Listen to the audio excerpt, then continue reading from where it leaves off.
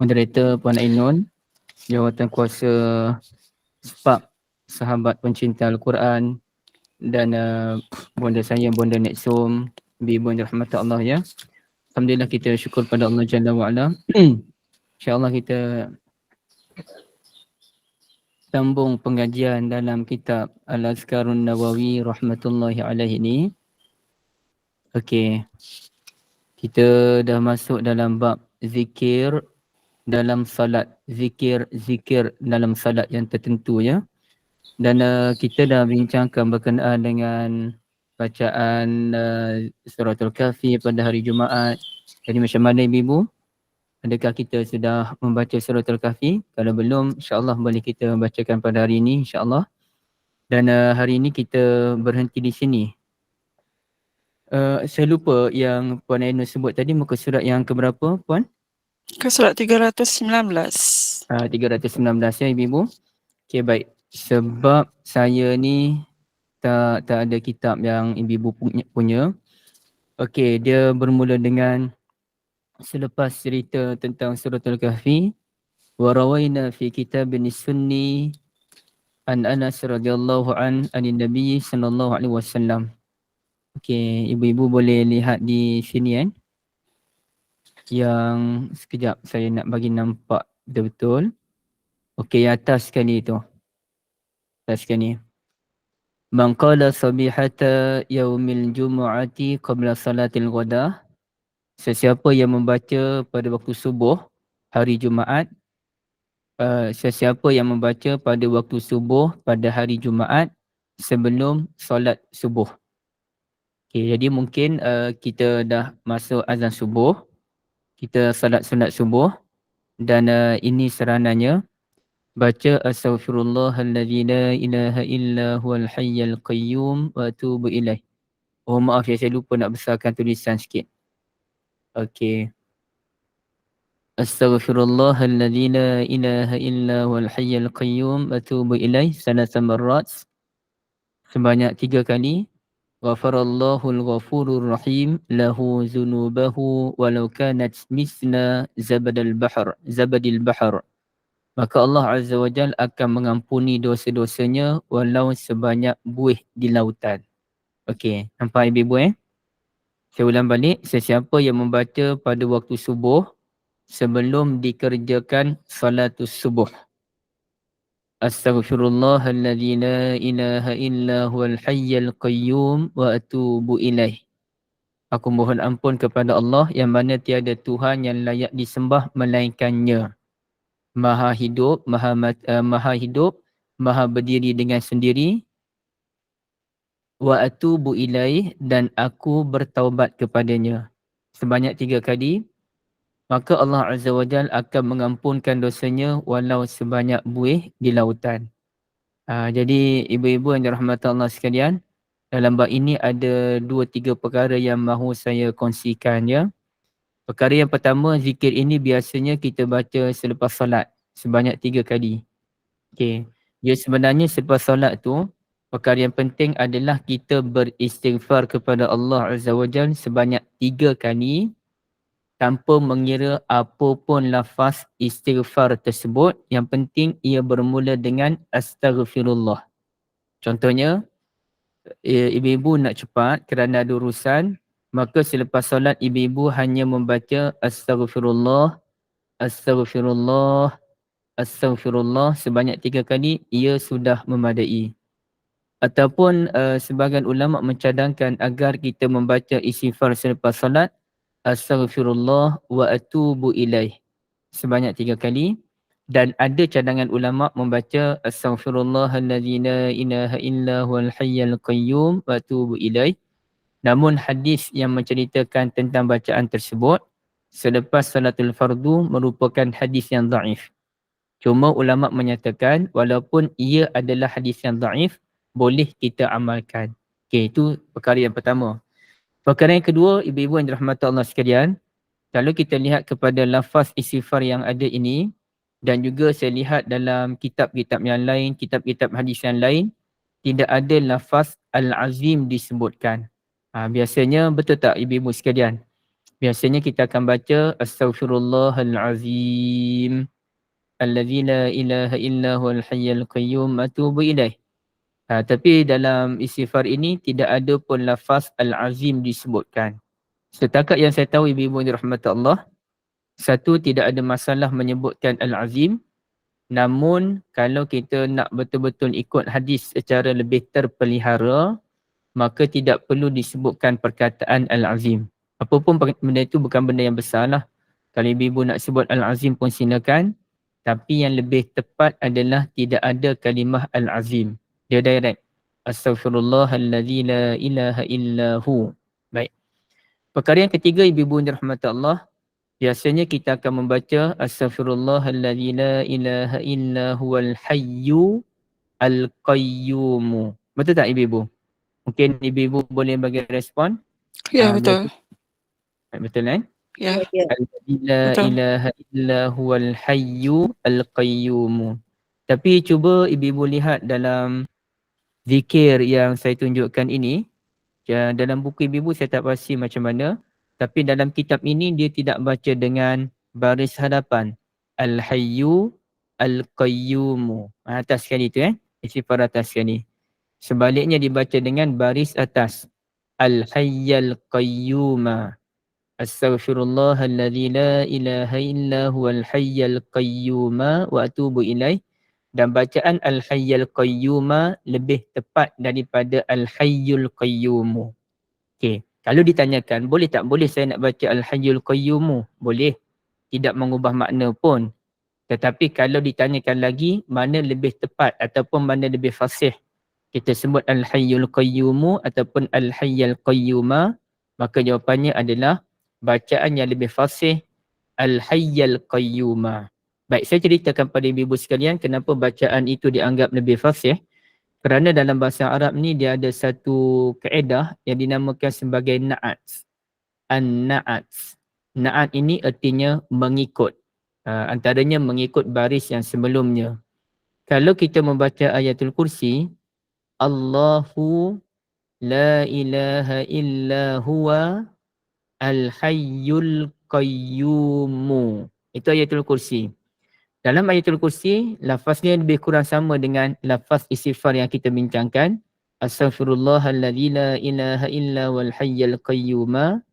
Ayatul kursi, Allahu la ilaha illa wal hayyul qayyumu. Persoalannya, kenapa dalam ayatul kursi dibaca al-hayyul qayyumu?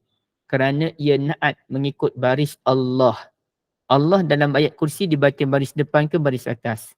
Allah ke Allahu? Baris depan kan? Allahu.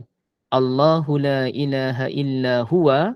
Maka kerana Allah itu dibaca baris hadapan, maka al-hayyu pun dibaca baris depan, al-qayyumu dibaca baris hadapan. Itu kaedah dia. Satu. Tapi apabila istighfar ini, kita baca baris hadapan ke baris atas? Baris atas. Kita tak baca astaghfirullahu. Ya, itu tak betul. Yang betul adalah astaghfirullaha. Oleh kerana Allah itu baris atas, kerana ada astaghfir di depan, maka dibaca al-hayya al-qayyuma. Jadi itu bacaan lebih tepat. Astaghfirullahalladzi la ilaha illa huwal hayyal qayyuma wa atubu ilaih. Jadi bolehlah ibu-ibu kita cuba mengubah bacaan kita tersebut. Tapi kalau ibu-ibu sukar untuk mengubahnya, masih baca al-hayyul qayyumu, jangan bimbang, tidak mengubah maksud pun. Tapi kalau boleh, sebaik-baiknya ibu-ibu cuba ubah al-hayyul qayyumu wa atubu ilaih. Okey. Meskipun demikian ibu-ibu yang dirahmati Allah, dikatakan sesiapa yang membaca sebelum salatul subuh sebanyak 3 kali istighfar tadi, maka Allah Ta'ala akan ampunkan dosa-dosanya, yakni dosa-dosa kecil, walau sebanyak buih di lautan, namun hadis itu bertaraf dhaif. Kalau kita lihat dalam nota kaki tu, dia sebut tu. Nombor 2, wa isnaduhu dha'ifun, dan sanad bagi hadis ini dhaif. Maka siapa yang nak baca silakan, siapa yang tak nak baca pun tak ada isu kerana hadisnya dhaif. Okey, boleh ibu-ibu? Okay, itu satu. Dan mungkin lebih baik kalau kita membaca Sayyidul Istighfar. Sama ada sebelum subuh ataupun selepas subuh. Sayyidul Istighfar lebih menepati sunnatun Nabi SAW dan kedudukannya lebih tinggi. Okey, baik, itu satu. Kalau ada soalan, ibu-ibu boleh terus tanyakan ya, sama ada melalui lisan ataupun tulisan yang berkaitan yang apa yang kita bentangkan. Okey. Yang kedua, ibu-ibu dirahmati Allah, daripada silakan. Ada. Assalamualaikum Ustaz, mohon maaf Ustaz. Assalamualaikum warahmatullahi Dekat wabarakatuh. buku Hal Hidayah, kita Mm-mm. merujuk di sana bilangan hadis 493, dia kata sebelum solat Jumaat, yang Ustaz kata tadi sebelum solat subuh, tetapi dalam kitab ni dia kata sesiapa pada pagi hari Jumaat sebelum solat Jumaat membaca yang tadi Ustaz terangkan tu. Ada Oh, dia perbezaan. kata macam tu, sebelum solat Ya, Jumaat. ya. Setiap pagi Jumaat sebelum solat Jumaat. Okey. Tapi kalau kita tengok tu tak tepat tu Bonda Niksum ya. Bonda boleh baca dari awal lagi tak dia punya perenggan dia tu, ayat dia Okey, tu. saya baca hadis 493, kami riwayatkan Riwayatkan. di dalam kitab Ibnu Sunni kepada Anas radhiyallahu anhu daripada Nabi sallallahu alaihi wasallam bahawa baginda bersabda yang tadi Ustaz terangkan tu. Kemudian dia kata artinya siapa pada pagi hari Jumaat sebelum solat Jumaat membaca Astaghfirullahalladzi la ilaha wal hayyul qayyum wa atubu ilaik. Kemudian artinya aku berlindung kepada Allah yang tiada Tuhan yang patut disembah melainkan Dia yang Maha Hidup lagi Maha Menghidupkan, dan aku bertaubat kepadanya sebanyak 3 kali berturut-turut, nescaya Allah akan mengampuni dosa-dosanya walaupun sebanyak buih di lautan. Okey, terima kasih Bonda. Rasanya mungkin terjemahan tu yang silap kerana kalau kita lihat dalam kitab ini memang dia sebut qabla salatil ghada, cuma ada dalam nuskhah yang lain dia sebut ba'da salatil ghada. Salatil ghada ni bukan solat Jumaat tapi solatus subuh. Sama ada dibaca sebelum solatus subuh ataupun selepas solatus subuh. Jadi mungkin ibu-ibu boleh betulkan balik dia punya dalam buku tu. Siapa yang ada buku betulkan balik. Tapi saya cuba cross check, saya cuba tengok satu tempat lagi kod-kod dalam buku ibu-ibu yang betul. Okey, izinkan saya untuk cari sekejap. Mangqala sabihata yaumil jumu'ah kan? Yaumil jumu'ah qabla salatil ghadah. Okey, kalau saya tengok yang lain pun ibu-ibu sekalian, memang dia sebut qabla salatil ghadah, sebelum solat Jumaat. Okey. Tapi cuba saya buka dalam satu fatwa. Dia sebut, okey. Betul. Dalam salatus subuh. Dalam salatus subuh. Jadi bukannya dalam solat Jumaat dia. Mohon ibu-ibu betulkan balik dalam buku masing-masing. Okey, tapi apa pun macam saya sebutkan tadi, disebabkan ada pertanyaan tentang ulang balik tentang hadis yang daif. Hadis yang meminta kita membaca istighfar tadi sebanyak 3 kali sebelum ataupun selepas salatul subuh pada hari Jumaat, ia bertaraf daif. Bila ia bertaraf daif, dia sebenarnya dia siapa yang nak amal boleh, siapa yang tak nak amal pun silakan. Dan dalam bab ini lebih baik kita memberikan tumpuan kepada membaca Sayyidul Istighfar, Allahumma anta rabbi la ilaha illa anta khalaqani, sekian. Okay, boleh Okay, baik. Yang kedua, ibu-ibu yang dirahmati Allah, wa rawaina fihi an Abi Hurairah radhiyallahu an, dan kami juga riwayatkan daripada Abu Hurairah radhiyallahu an qal, beliau berkata, kana Rasulullah sallallahu alaihi wasallam idza dakhala al-masjid yaumal jumu'ah. Rasulullah sallallahu alaihi wasallam apabila memasuki masjid pada hari Jumaat. Ya, ini untuk salat Jumaat lah, bukannya Nabi pergi solat Jumaat waktu subuh ke, pada waktu asar ke, tak masuk. Ini cerita bila Nabi SAW masuk ke dalam masjid untuk solat Jumaat pada hari Jumaat. Akhadha bi'idadatil bab. Nabi akan pegang satu bahagian pintu masjid, summa qala sallallahu alaihi wasallam. Okey, cuba ibu-ibu tengok ya. Bacaan dia ada dua wajah. Saya bacakan dulu yang pertama. Allahumma ja'alni awjaha man tawajjaha ilaik wa aqraba. Ibu-ibu tengok dia punya bacaan dulu. Allahumma ja'alni man awjaha Allahumma ja'alni awjaha man tawajjaha ilaik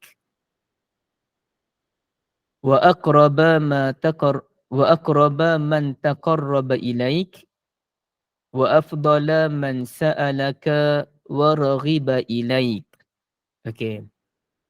Allahumma ja'alni awjaha man tawajjaha ilaik. Ya Allah, jadikan aku ini orang yang paling bersungguh menghadap kepadamu. Artinya apa-apa pun nak minta bantuan daripada Allah Azza wa Jal, menyembah Allah Azza wa Jal dan sebagainya. Saya ulang balik. Ya Allah, jadikan aku merupakan orang yang paling bersungguh dalam menghadapmu. Wa aqraba man taqarraba ilaik. Orang yang paling bersungguh mendekatimu. Wa afdala man sa'alaka wa raghiba ilaik. Orang yang paling utama ataupun orang yang paling istimewa, orang yang paling utama lah, orang yang paling utama meminta dan berkehendak kepadamu. Okey. Itu doa dia. Dan kata Imam Nawawi rahmatullahi alaih, yusahabbu lana nahnu an naqul, disunatkan untuk kita menambah perkataan min. Cuba ibu-ibu tengok ya, kalau doa yang awal tadi, Allahumma ja'alni awjaha man tawajjaha ilaik, kita tambah min sebelum awjah tu.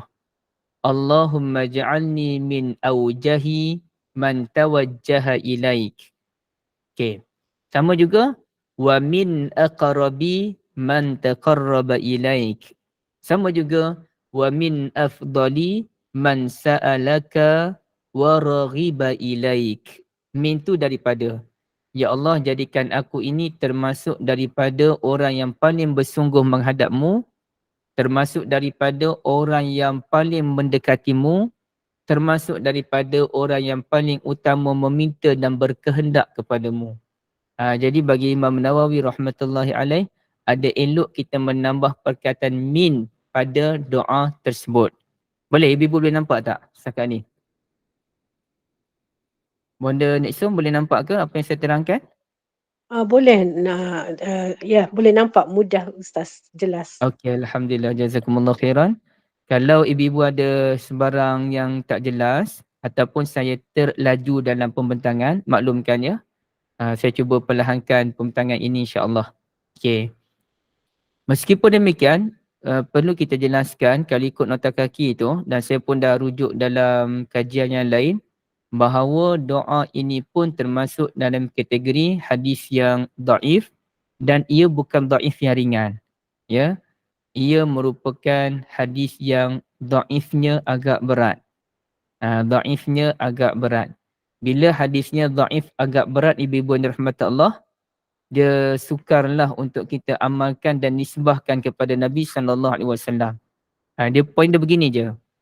Kalau hadis itu merupakan hadis yang amat berat, daif ni hadis yang lemah.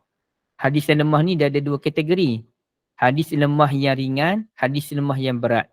Kalau hadis itu lemah yang berat, kalau kita nak amalkan, pastikan kandungannya betul dan jangan kaitkan dengan Nabi SAW. Macam doa tadi, kandungan dia okey.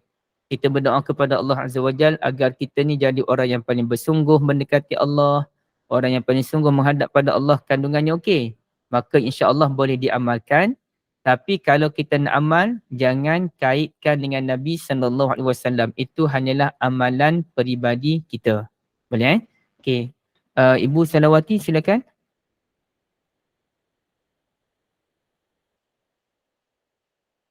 Ibu Selawati angkat tangan nak tanya ke ataupun tertekan? Okey, tertekan Okey. Salah tekan itu. Okey, tak apa, kita teruskan. Jadi, tapi kalau dia maknanya, apa contoh hadis daif yang boleh kita amalkan? Contohnya membaca doa sebelum berbuka, membaca doa berbuka puasa. Okey, boleh tak siapa-siapa kalangan ibu-ibu sekalian kongsikan di sini apakah doa berbuka puasa? Bulan Ramadan tak lama lagi kan? Biasanya inilah doa yang dibaca. Apalagi kalau ibu-ibu yang memang biasa puasa Isnin Khamis. Okey, boleh siapa yang kongsikan tak?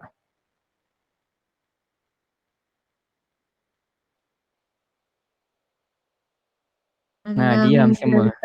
Allahumma lakasantu. Macam mana? Silakan balik Puan Nur. Amantu. Allahumma lakasantu wa bika amantu wa ala rizkika aftartu birahmatika ya arhamar rahim. Ustaz. Okey, terima kasih. Bonda, ibu-ibu baca doa tu bila? Masa nak berbuka. Masa nak berbuka. Baca bismillahirrahmanirrahim.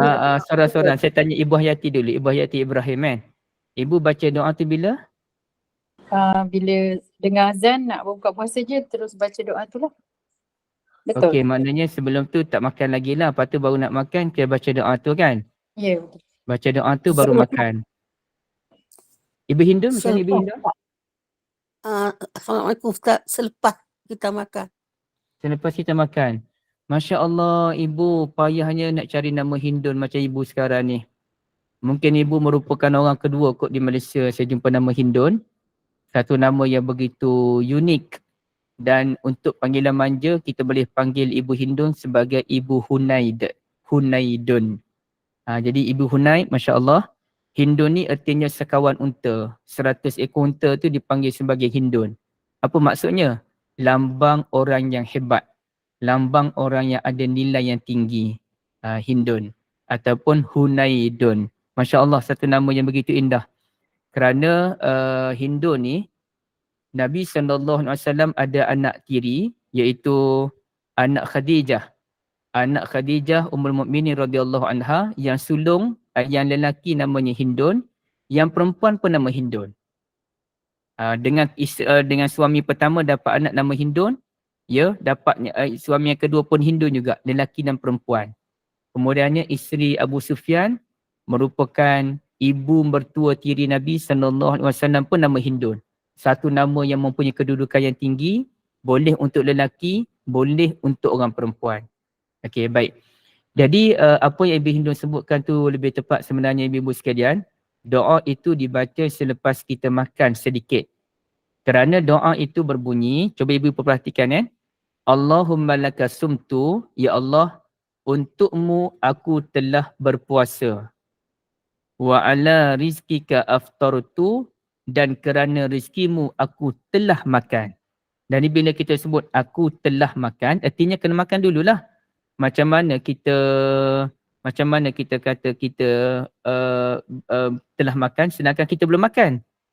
Jadi tak kena doa itu dibaca sebelum makan, dia kena makan dulu sedikit. Contohnya kita ambil kurma sedikit dalam 3 biji atau 4 biji. Kemudian kita minum air, baru kita baca doa tadi. Okey. Doa tadi apa kategorinya? Hadis daif. Hadis daif tu boleh amal atau tidak? Boleh amal, tetapi jangan kaitkan dengan Nabi Muhammad SAW. Dan sebagai satu peringatan juga, hadis itu daif, maka jangan kita, hadis daif tu yang betul-betulnya hanya berbunyi Allahumma laka sumtu wa ala rizkika aftartu. Itu sahaja. Tidak ada wabika amantu. Biasa kita baca yang Ibu Hayati tadi baca pun, saya yakin itulah kebanyakan kita. Allahumma laka sumtu wa ala rizkika wabika amantu wa ala rizkika aftartu birahmatika ya arhamar rahimin. Apa tu? Itu tak tepat. Yang betulnya hanyalah Allahumma laka sumtu wa ala rizkika aftartu. Sebelum tu nak baca apa? Bacalah doa apa pun. Sebab dia dekat-dekat waktu maghrib itu, antara asar ke maghrib merupakan waktu makbul doa. Dan kalau nak makan, baca bismillahirrahmanirrahim. Selesai. Bismillahirrahmanirrahim atau bismillah makan, baca doa yang tadi. Tak nak baca pun tak apa kerana ia adalah hadis yang dhaif. Bila hadis yang dhaif, kita boleh amal tapi tak perlu dijadikan amalan yang setiap hari pun. Ada hari kita tak nak baca, tak payah baca. Ada hari kita nak baca, kita baca. Itu kaedah dia ya. Sebabnya dia bila hadis itu dhaif, kita tak pasti adakah ia datang daripada Nabi SAW ataupun tidak. Boleh amal atau tidak? InsyaAllah boleh amal sebab ia doa je. Cuma tak perlulah kita buat setiap hari pun dan tidak perlu jangan dikaitkan dengan Nabi Muhammad SAW secara pasti. Okey, boleh Ibu Okey. Saya risau saya ada terlepas beberapa persoalan. Kalau ada persoalan lah, kebanyakannya rasanya hanyalah respon kot. Okey. Terima kasih Ustaz. Sama Ibu Hunaid. Ataupun kalau Hunaid tu boleh baca Hunid. Baca Hunid. Ya, Ibu Hunid boleh, insyaAllah. Terima kasih. Okay. Sama dia sama ada Hunaid ataupun Hunaidah. Boleh juga. Macam Nabi panggil Ummul Mukminin Aisyah Uwaish. Ya Uwaish ataupun Uwaish. Ya Uwaish. Okey. Itu panggilan manja lah, cara memanggil panggilan manja. Ya. Okey, seterusnya macam Hashimah, Hushaimah. Contohnya Hushaimah. Okey, kita pergi ke depan lagi. Lepas ke depan ni saya buka lagi persoalan kalau ada. Okey, nampak Ibu? Setakat ni dua perkongsian yang saya berikan pada ibu-ibu sekalian, kedua-duanya hadis yang dhaif. Yang termasuk kategori siapa yang amal boleh, siapa tak nak amal pun tak ada masalah. Okey, ini hadis daripada Ummul Mukminin Aisyah radhiyallahu anha qalat. Qala Rasulullah sallallahu alaihi wasallam, man qara'a ba'da salatil jumu'ah. Sesiapa yang membaca selepas solat Jumaat. Okey, tengok Sesiapa yang membaca selepas solat Jumaat. Apa dia? Qul huwallahu ahad. Suratul Ikhlas. Wa qul a'udzu birabbil falaq. Suratul Falaq. Jangan baca yang tu je, baca surah lah ni. Wa qul a'udzu birabbin nas dan suratul Nas sab'a marrat, sebanyak 7 kali. A'adzahullahu azza wa jalla biha minas su'i ilal jumu'atil ukhra. Maka Allah Azza wa Jal akan melindunginya daripada sebarang keburukan sampailah Jumaat akan datang. Okey. Tapi ini semua tak ada kaitan dengan ibu ni. Yang tadi bila masuk masjid pada solat Jumaat tak ada kaitan dengan ibu kecuali ibu pergi solat Jumaat lah. Tapi di Malaysia boleh katakan ibu-ibu hampir tak ada peluang kot untuk solat Jumaat kerana ia hanya menambahkan kesesakan jalan kesesakan lalu lintas. Okey. Ini pun solat Jumaat juga. Nanti saya kena bincang baliklah dengan pihak penganjur. Perlu ke kita bincang semua perkara di sini? Lepas ni kita akan jumpa solat hari raya pula. Perlu ke kita nak bincang pasal solat raya sedangkan solat raya lambat lagi? Ataupun yang penting ibu-ibu punya semangat, tak apa. Semua kami nak bincang. Kaitan ke tak ada kaitan ke nak bincang habis. Kalau macam tu boleh juga. Tapi saya memikirkan soal apa dia. Al-Azkar ini lebih kepada apakah amalan yang sesuai untuk kita amalkan. Kalau ibu-ibu nak belajar sampai habis, boleh. Kita panggil apa kita redah juga macam mana pun. Tapi kalau ibu-ibu kata macam ni lah kita bincang mana-mana ada kaitan dengan kita je. Rasanya bolehlah kita pendekkan perbincangan sebab ibu-ibu satu benda, tapi ni saya akan bincang dengan pihak penganjur lah. Satu perkara yang penting, menghabiskan kitab bukan satu perkara yang penting. Menghabiskan kitab bukan satu perkara yang penting. Lepas ni kita akan jumpa pula pengurusan jenazah sebagai pengurusan jenazah dah habis kan. Kita jumpa lagi macam-macam benda tak ada kaitan dengan kita. Ibu-ibu tak perlulah nak ada semangat tinggi sangat nak habiskan semua kitab. Pada saya lah. Yang penting ibu-ibu belajar apa yang ada kaitan dengan ibu-ibu dalam Kitabul Azkar. Habis Kitabul Azkar, boleh bincang benda lain pula. Okey. Contohnya banyak lagi benda-benda yang lepas ni payah nak ada kaitan. Hatta tak ada kaitan pun dengan anak lelaki pun. Artinya dia benda yang terlalu kompleks. Dia terlalu kompleks yang mana kita payahlah kita nak bertemu dengan benda tu. Okey. Tapi kalau ibu kata tak apa, kami nak belajar semua benda. Kurang-kurang kami ada pengetahuan. Tak apa, kita akan redah sama-sama insya-Allah. Okey. Kembali pada tadi, sesiapa yang membaca selepas solat Jumaat 3 kul sebanyak 7 kali, maka Allah Azza wa Jal akan memeliharanya daripada sebarang keburukan sampai Jumaat akan datang. Hadis ini pun ibu-ibu yang dirahmati Allah merupakan hadis yang dhaif juga. Kenapa ni banyak sangat hadis yang dhaif dibincangkan dalam Kitabul Azkar ini ibu-ibu sekalian? Kerana Imam Nawawi rahimahullah dan mana-mana ulama pun mereka memang ada pandangan dalam bab zikir, dalam bab doa, dalam bab amalan tidak ada masalah untuk kita berpegang dengan hadis yang dhaif selagi mana kita tidak mencipta amalan bukan-bukan, selagi mana kita tidak berpegang dengan apa-apa fadilat yang berlebih-lebihan. Kalau ia bukan fadilat berlebihan, ia bukan kaifiat yang bukan-bukan, insya-Allah boleh kita amal. Tapi kalau dia menyediakan kaifiat bukan-bukan, itu kita kena elakkan ibu-ibu yang dirahmati Allah. Jadi ini kalau dulu-dulu saya biasa mendengar, sekejap je Ibu Nursiah, saya biasa dengar orang kata kita kena orang biasa amal baca 3 kul ini sebanyak 7 kali bagi setiap solat Jumaat. Sekarang ni saya tak dengar dari ibu sekalian. Okey, kalau ditanyakan lagi, contohlah ditanyakan lagi, mana lebih utama? Ada seorang tu dia baca 3 kul sebanyak 7 kali. Memang dia rajin lah. Dia memang baca 3 kul sebanyak 7 kali. Tetapi menyebabkan dia ni bab solat sunat lepas Jumaat tu dia buat 2 kali je. 2 rakaat je. Kita tanya dia, kenapa Haji solat 2 rakaat je? Dia kata dah banyak sangat zikir. Zikir itulah, zikir inilah. Subhanallah 33 lagi. Alhamdulillah 33. Qul huwallah 7 kali. Falak 7 kali. An-Nas 7 kali. Tak larat dan nak solat sunat. Jadi saya solat sunat 2 rakaat je. Okey. Kalau begitu, pada apa yang saya fahami, lebih baik kalau kita pendekkan zikir. Artinya kita tak payahlah amal yang 3 kul sebanyak 7 kali tadi. Sebaliknya kita berikan tumpuan kepada amalan lebih utama, apa dia? Iaitu solat sunat selepas Jumaat sebanyak 4 rakaat. Itu lebih utama. Okey, kenapa saya kata demikian? Kerana saya melihat ada trend di sebahagian tempat yang mana mereka beramal dengan bacaan surah Al-Mulk selepas Isyak, tapi ada 1-2 tempat je, tak ramai.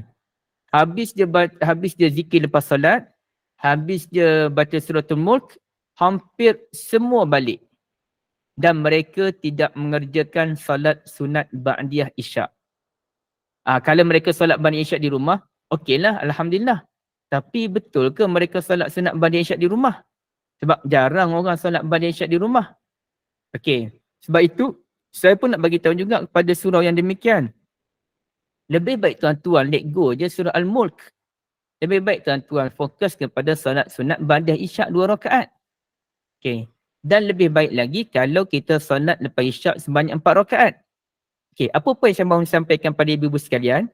Apabila bertembung amalan-amalan yang menyebabkan kita akan meninggalkan amalan lain kerana kita nak fokus kepada amalan ini, kita kena tengok amalan apa yang paling utama. Kalau amalan A lebih utama daripada B, utamakan yang A.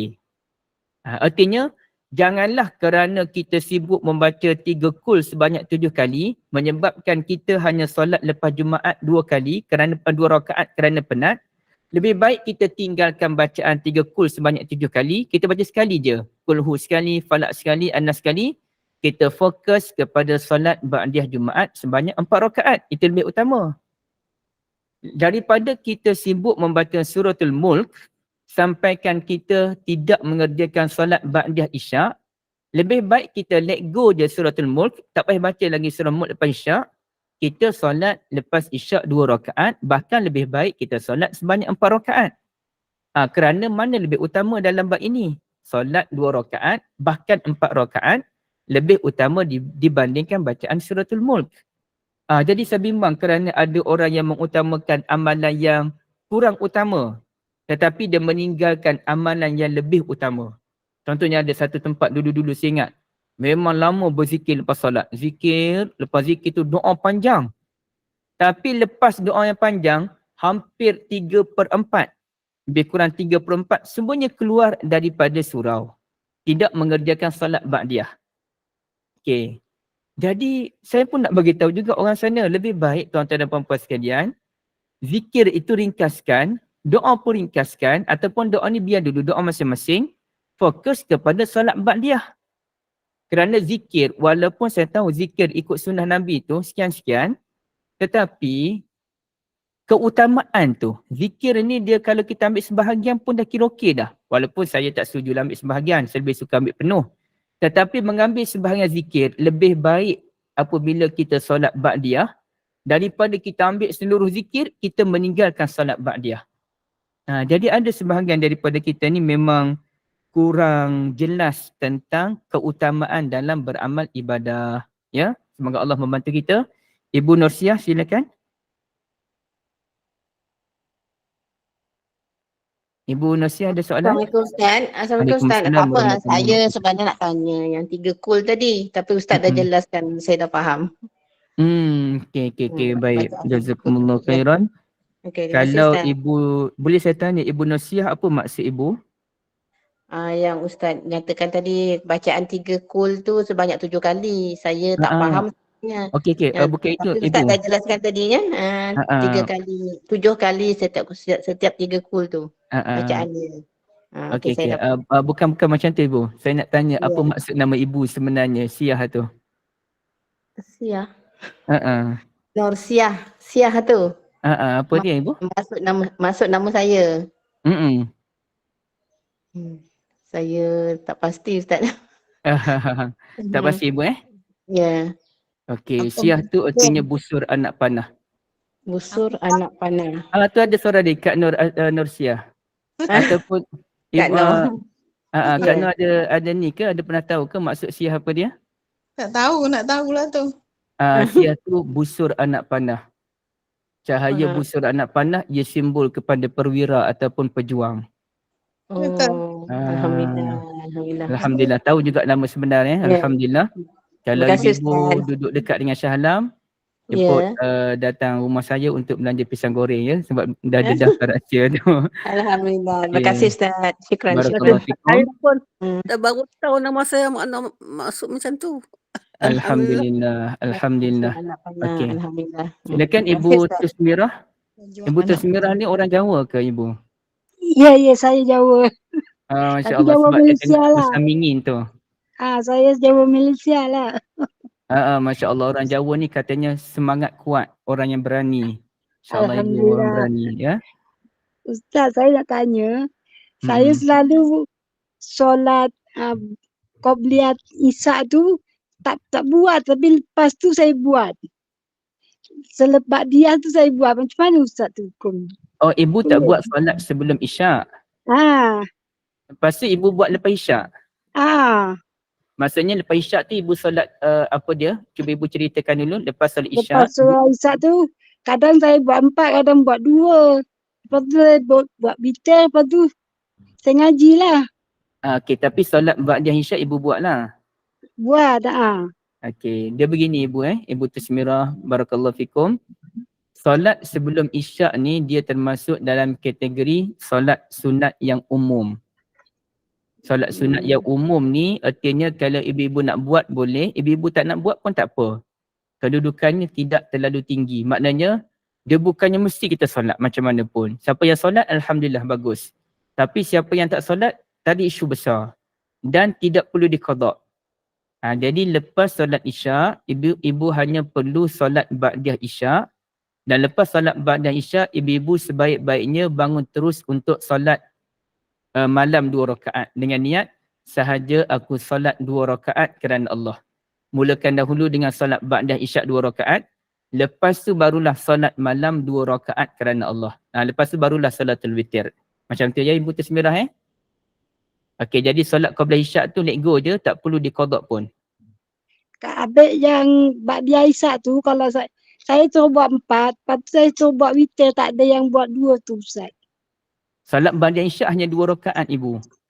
2 tapi kadang-kadang saya buat 4, kadang-kadang buat 2. Tak apa, dia gini ibu. solat ba'da, mula-mula ibu buat dulu solat ba'da isyak 2 rakaat. Yang first tu, solat ba'da isyak 2 rakaat, bagi salam dulu. Kemudiannya bangun lagi solat 2 rakaat. Namanya sahaja aku solat sunat 2 rakaat kerana Allah. Oh. Macam tu ibu Okey, terima kasih Ustaz. Sama Ibu Aisyah, silakan. Assalamualaikum Ustaz. Waalaikumsalam warahmatullahi wabarakatuh. Boleh Ustaz tolong kongsi yang istighfar tadi boleh tak? Istighfar tadi. Ya. Istighfar yang mula-mula ke ibu? Ya. Okey, maksud ibu nak kongsi macam mana? Nak cerita balik?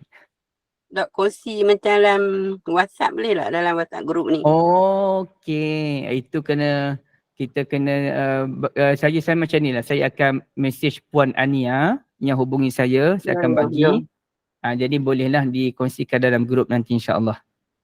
Ya, terima kasih Ustaz. Sama. Okey, ada lagi? Assalamualaikum. Yang kat tangan. Waalaikumsalam. Ya. Apa Saya nak tanya Wirda, Ustaz. silakan.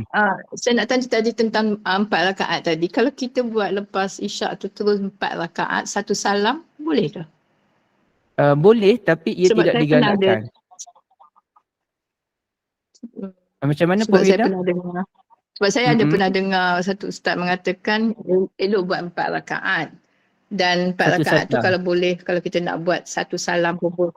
Satu salam pun boleh. Maknanya kita buat macam tak ada inilah, tak ada tahiyat awal lah. Saya sangat faham apa yang Ibu Wirda sebutkan. Bukan Ibu Wirda sahaja yang tanya, terlalu ramai yang tanyakan saya soalan sama kerana ada seorang ustaz yang mengajar supaya solat lepas isyak 4 rakaat satu salam. Okey. Isu siapa ustaz yang mengajar tu ketepikannya, jangan timbulkan isu tersebut. Isunya adalah ada satu cerita daripada sahabat Nabi Ibn Mas'ud radhiyallahu an yang kempen supaya kita solat lepas isyak 4 rakaat satu salam. Tapi Ibu Wirda dan ibu-ibu sekalian, cerita daripada Ibn Mas'ud itu statusnya hadis yang dhaif. Hadis yang cerita bukan hadis, dia panggil asar. Asar yang dhaif. Yang sahihnya kata Nabi SAW, salatul lail masna masna. Kata Nabi ni, solat malam 2 rakaat, 2 rakaat. Jadi selepas salatul isyak, kita solat ba'dah isyak dulu 2 rakaat, kemudian baru kita susuli dengan solat malam 2 rakaat. Tapi kalau ibu-ibu nak buat 4 rakaat direct satu salam, boleh. Cuma kurang utama dan kurang menepati hadis Nabi SAW. Kalau ibu-ibu solat siang 4 rakaat direct, tak ada isu. Solat duha 4 rakaat satu salam, boleh. Solat sebelum zuhur dan selepas zuhur 4 rakaat satu salam pun tak ada isu. Tapi kalau malam, memang ada hadis yang menyatakan solat malam 2-2. Itu hadis yang sahih. Boleh ya Ibu Yuda? Faham. Okey, barakallahu fikum. Ada lagi yang nak tanya? Saya Ibu Aisyah. Okey, Ibu Aisyah dulu. Ustaz, Assalamualaikum. Waalaikumsalam warahmatullahi wabarakatuh. Ibu Hashimah. Saya nak tanya Ustaz, selepas Okey. kita sembahyang sunat isyak 2 rakaat tu, kan, lepas tu kita sembahyang witir. Sembahyang witir. Yang solat malam tu apa pula Ustaz? Saya nak tahu penjelasan Ustaz. Terima kasih Ustaz. Adakah solat malam tu solat witir ke? Terima kasih Ustaz. Assalamualaikum. Waalaikumsalam warahmatullahi wabarakatuh. Ibu Aini, terima kasih banyak. Kalau ikut sunnatun Nabi SAW, memang Nabi solat lepas isyak 4 rakaat. 4 rakaat itu bukan witir. Yang paling baik, ba'dah isyak 2 dan solat malam 2 rakaat. Solat malam tadi saya dah cerita niat dia kan. Sahaja aku solat sunat 2 rakaat kerana Allah. Ataupun ibu-ibu ada nak solat taubat. Memang betul nak solat taubat. Okey, silakan. Ataupun ibu-ibu ada pilihan masa tu nak solat istikharah pun boleh juga. Sama ada kita buat lepas isyak solat ba'dah 2 rakaat, kemudian istikharah 2 rakaat. Tapi pastikan memang kita ada benda nak istikharah lah. Solat witir tak termasuk Ibu Aini. Solat witir adalah solat yang lain. Lepas tu kalau Ibu Aini lepas 4 rakaat, Ibu Aini nak solat witir terpulang 1 rakaat ataupun 3 rakaat. Cuma kalau ibu-ibu memang kaki tahajud, memang bangun untuk solat tahajud, lewatkan solat witir. Lewatkan solatul witir ke hujung malam. Okey. Okey, niat dalam bahasa Arab. Niat bahasa Arab tak penting je, niat dalam hati je. Tapi kalau nak niat bahasa Arab, usalli sunnatan raka'ataini lillahi ta'ala. Sahaja aku solat sunat 2 rakaat. Assalamualaikum Ustaz. Waalaikumsalam. Ibu Hanita? Ibu Maaf nak Wirda? tanya, nak tanya berkenaan dengan solat ba'diyah isyak dan witir. Saya ada dengar ada seorang ustazah asatizah beritahu sekiranya kita tak kata melakukan solat ba'diyah isyak ada satu malam lepas waktu isyak, and dia waktu witir dengan waktu tahajud tu kita buat witir, jadi dia jatuh makruh.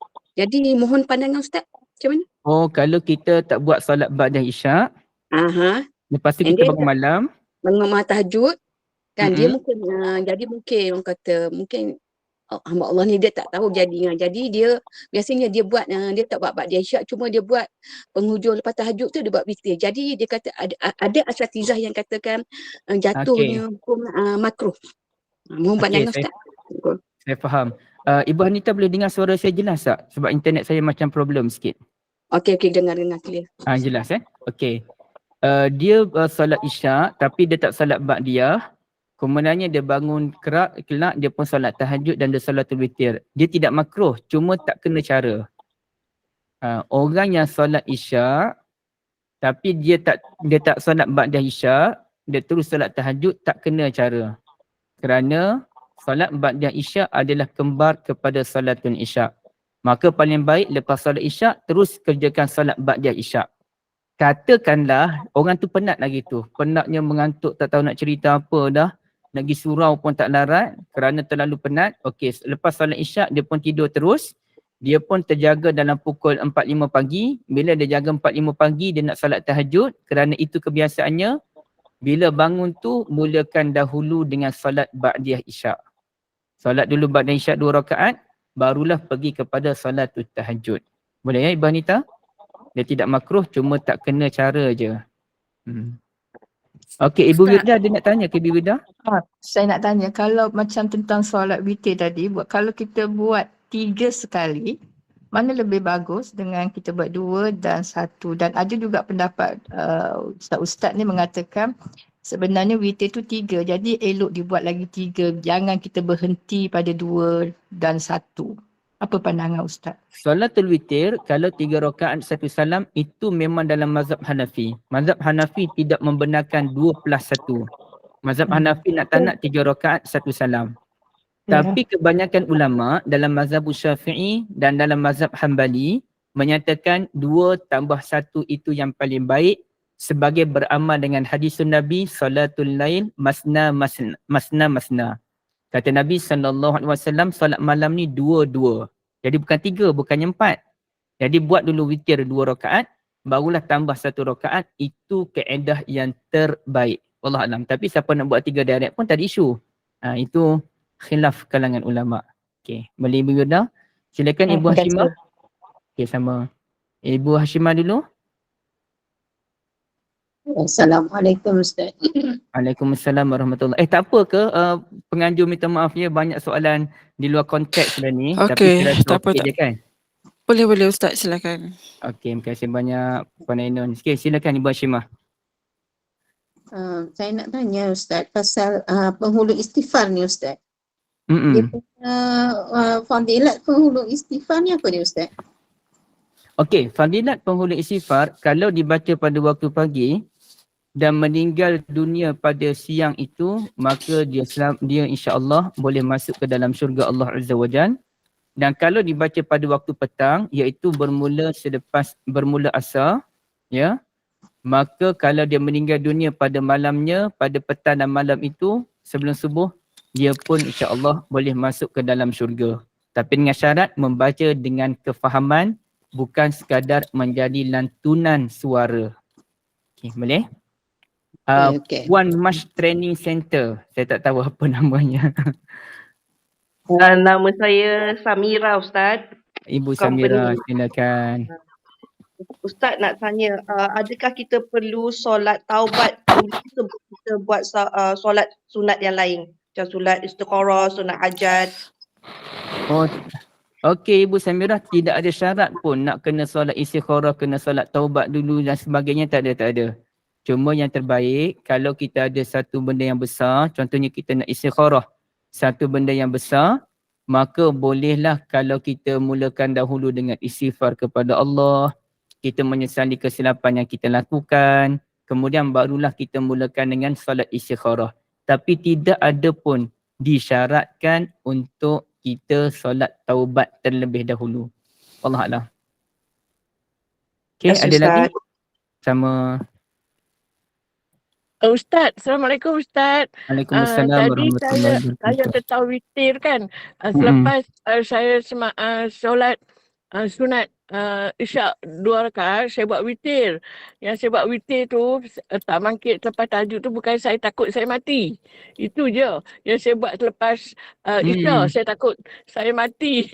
Ustaz sempat nak buat witir. Terima kasih Ustaz. Assalamualaikum. Kita tak tahu bila-bila kita mati kan. Okey, tapi Takut. boleh saya respon Ibu ini? Ya, boleh. Terima kasih.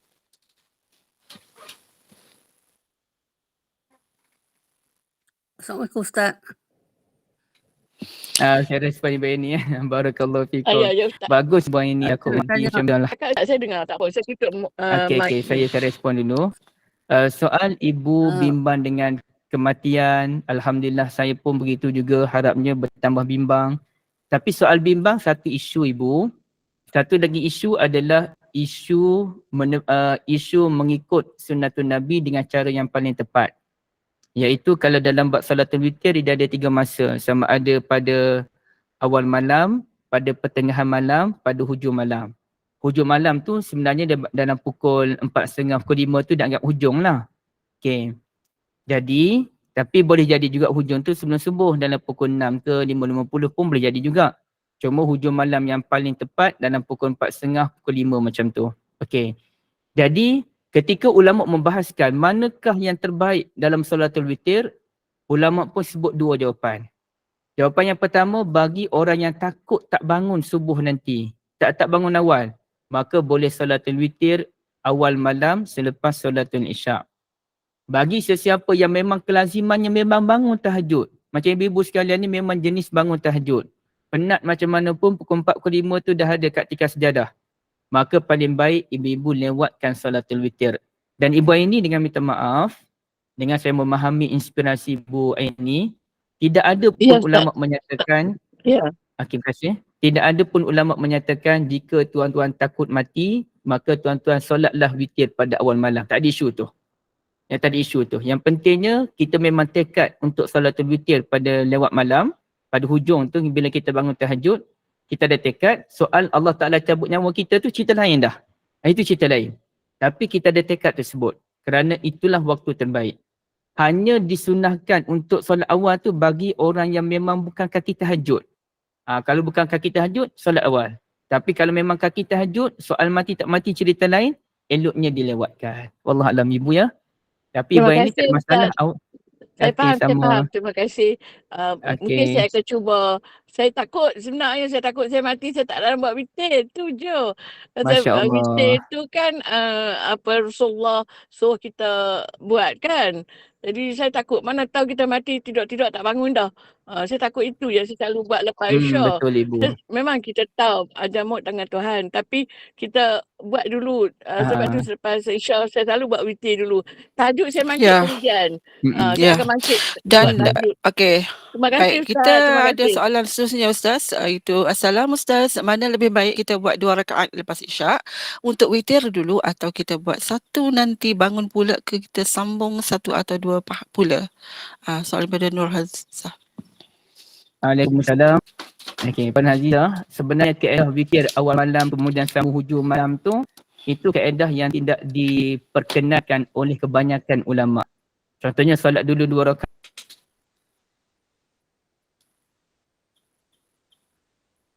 kan awal malam.